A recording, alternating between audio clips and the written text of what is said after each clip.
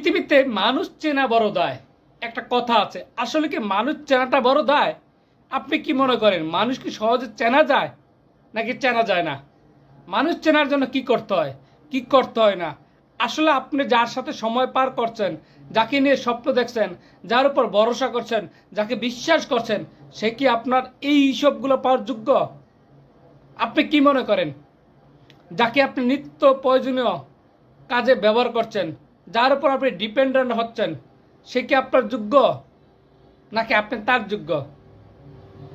সে কি আপনার আপনজন নাকি বিপদের পাশে থাকার বন্ধু, নাকি আপনজন না, নাকি বিপদের সময় আপনাকে এড়িয়ে যাওয়া ব্যক্তি?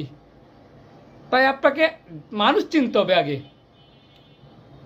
আমরা অনেক কাজ করে থাকি, অনেক স্বপ্ন দেখে থাকি, সেই স্বপ্ন যখন বাস্তবায়ন করতে যাব, সেই স্বপ্ন বাস্তবায়ন করার জন্য কিন্তু আমাকে আপনাকে কিছু ব্যক্তির প্রয়োজন হয়, কিছু কাছের লোকের প্রয়োজন হয়, কিছু বিশ্বস্ত লোকের প্রয়োজন হয়। তারা কি আসলে আমরা কি সঠিক সময় সঠিক ব্যক্তিকে বাছাই করতে পারি? আমরা কি সেই আমার আপনজনকে ক্লিক করতে পারি? আমার কি মনে হয় আপনার কাছের যে ব্যক্তিটি আছে, আপনার আশেপাশে যে ব্যক্তি আছে, যাকে আপনি খুব আপন মনে করেন, সে কি আপনার খুবই আপনজন? আসলে আপন? কি মনে হয়? প্রশ্ন জাগছে না বুকে? প্রশ্ন জাগতেছে সে আপনার আপনজন কিনা? তাহলে একটু পরীক্ষা করে নেন। যদি আপনজন হয় তাহলে আপনি মানুষ হিসাবে তাকে একটু পরীক্ষা করে নিতে পারেন, তাকে একটু চিনে নিতে পারেন। আর চিনার জন্য আপনাকে যে কৌশলগুলো করতে হবে, হয়তোবা বিয়ে করতে হবে, হয়তোবা আপনার বেচা কিনা করতে হবে, হয়তোবা বন্ধুত্ব করতে হবে, হয়তোবা লেনদেন করতে হবে। বেশিরভাগ ক্ষেত্রে লেনদেন করলে মানুষটা কেমন, চরিত্র কেমন ফুটে ওঠে।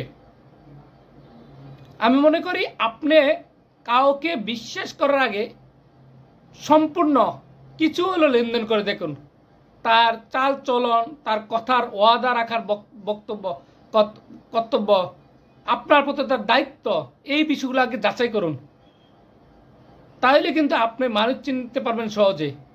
মানুষ আপনার জন্য যে আপনি যে কষ্ট করছেন, পৃথিবীতে আপনজন যাদেরকে করবেন, সে যদি আপনজন মনের মতন হয়, আপনার কষ্ট থাকবে না।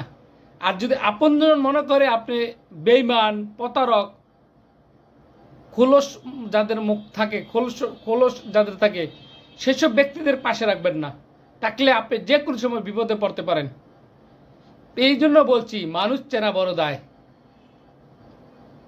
মানুষ চিনতে হবে। মানুষ চেনার জন্য আপনাকে কাজ করতে হবে, তবে বিশ্বাস রাখতে হবে। কেউ না কেউ ভালো আছেন, ভালো রাখেন, তাদেরকেও আপনারা ভালো রাখবেন। আর যাকে একবার মনে আপনি চিনতে পারেন, সে যেন আপনাকে চিনতে পারে, সে বিশ্বাসযোগ্যতা রাখবেন। একটা কথা মনে রাখবেন, বিশ্বাস ভাঙলে কখনো আর জোড়া লয় না। মানুষ চেনার জন্য বিশ্বাস বড় মূল্যবান সম্পদ, মানুষ চেনার জন্য ওয়াদা বড় মূল্যবান সম্পদ। এই দুইটা জিনিস কাজে রাখবেন।